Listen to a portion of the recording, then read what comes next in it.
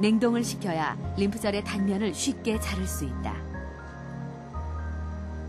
그 후 얇게 잘라낸 표본을 특정 시약 속에 담가 림프절 표본을 염색시킨다. 이 염색약은 정상적인 림프절 세포와 암세포를 구별하게 만든다.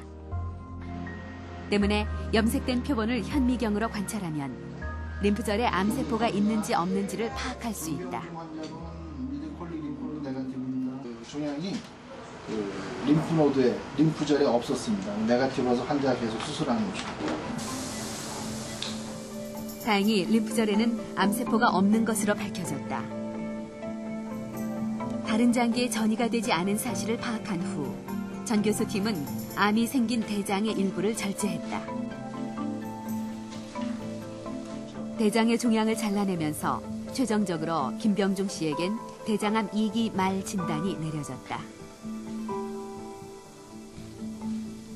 림프절에 전이가 가 있으면 크게 관계없이 2기, 3기를 나누는 건 림프절에 전이가 돼 있으면 3기, 전이가 안 돼 있으면 2기고요.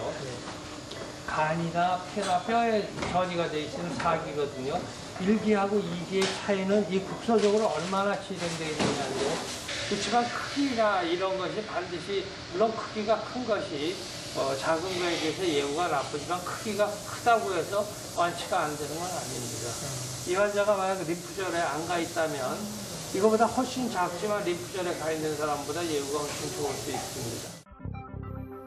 암의 병기를 결정하는 중요한 요소는 림프절이다. 면역기관의 하나인 림프절은 목과 가슴, 배에 걸쳐 500에서 600개 정도 분포한다. 암세포가 다른 장기로 이동할 땐 바로 이 림프절을 통로로 이용한다. 림프절에 전이게 되어 있는 숫자와 그 다음에 환자의 예후하고는 아주 강한 상관관계가 있는 것으로 알려져 있습니다. 그렇기 때문에 림프노드의 전이 숫자가 환자의 병기를 결정하는 중요한 그 팩터로 들어가 있는 이유이기도 합니다.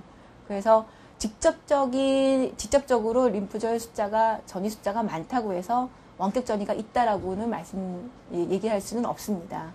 하지만 그럴 가능성이 높은 것은 사실입니다. 4기 암의 기준은 암의 전이 여부다. 김병중 씨의 경우 정밀 검사와 수술 과정을 통해 다행히 4기 암이 아닌 것으로 밝혀졌다.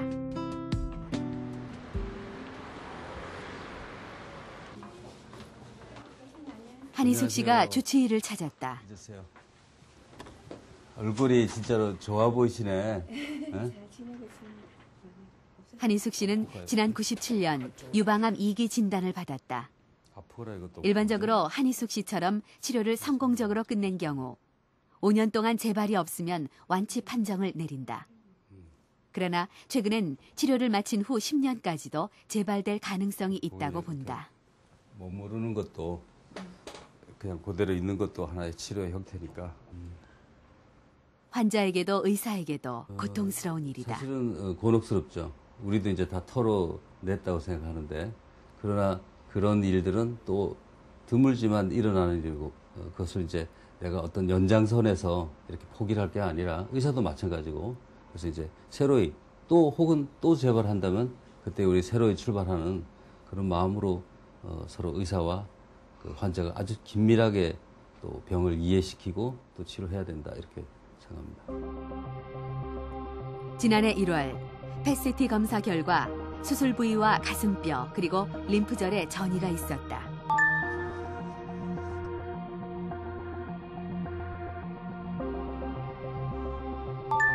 그러나 지속적인 항암 치료 결과 암이 거의 없어졌다.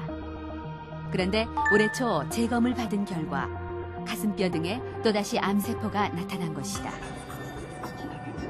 그렇다면 암이 전이되어 4기 진단을 받기까지 우리 몸에서는 어떤 일이 벌어지는 것일까?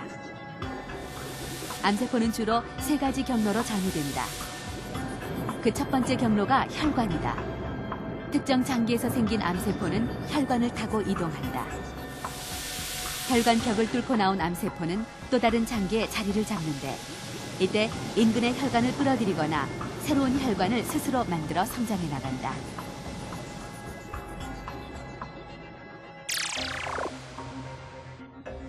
암이 전이되는 두 번째 방법은 특정 경로를 통하지 않고 직접 복막 등의 장기에 이동하는 경우다.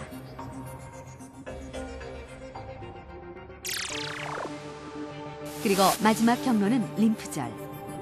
인체기관 내에서 생긴 암세포가 림프절로 이동. 림프절 안에 있는 암세포가 림프절을 옮겨 다니며 암세포를 퍼뜨린다.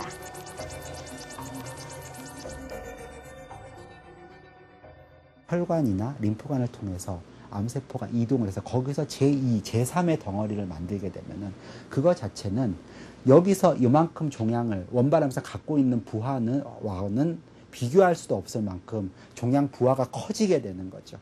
결국은 이것 때문에 암 환자가 생명이 단축되고 또 병에 의해서 목숨을 잃게 되는 그런 원인이 됩니다. 아직 사기암을 치료할 획기적인 방법은 없다. 그러나 처음 암이 생겼을 때 그랬던 것처럼 이번에도 한희숙 씨는 희망의 끈을 놓지 않는다. 일반적으로 사기암은 치료가 쉽지 않은 것으로 알려져 있습니다. 그래서인지 암 환자들 사이에선 치료와 관련된 수많은 정보가 떠들고 있습니다. 화면에 있는 치료법이 바로 그런 것들이죠. 민간요법과 항암식품 중에는 과학적으로 검증되지 않는 것들이 많습니다. 설사 항암 효과가 있다 하더라도 임상적 근거가 희박한 게 대부분입니다. 그런 사실을 알면서도 사정이 절박한 환자들로선 혹할 수밖에 없을 텐데요. 그렇다면 사기암을 치료하는 데 있어서 신뢰할 수 있는 방법은 무엇일까요?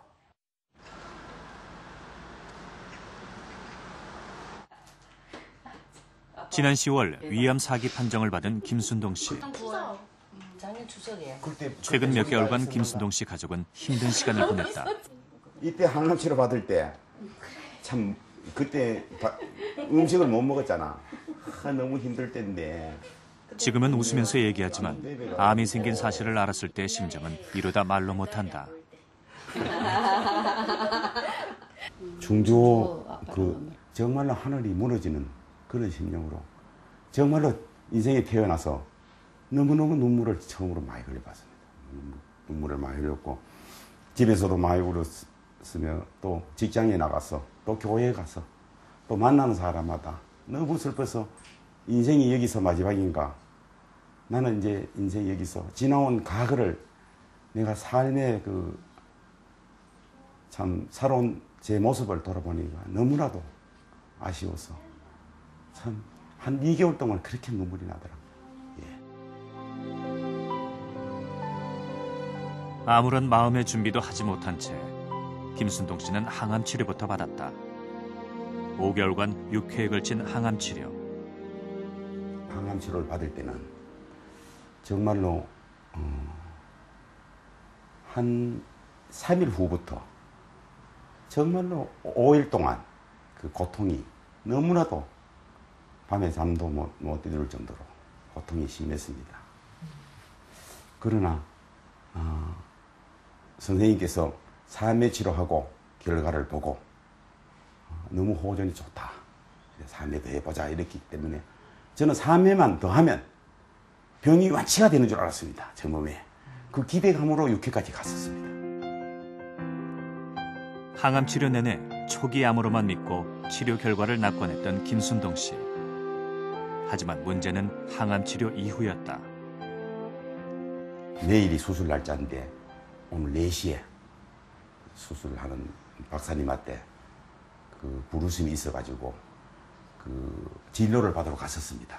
갔는데 그때 이제 설명을 하시면서 저에게 처음으로 사기 말이다.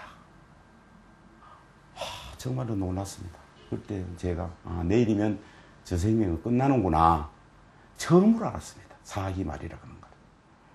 예, 그래서 하루 동안 수술 하루 전날 잠이 안 왔습니다. 정말 무서웠어요.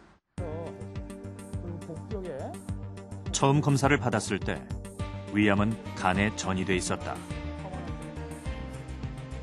전문의는 우선 항암 치료를 통해 암의 크기를 줄였다.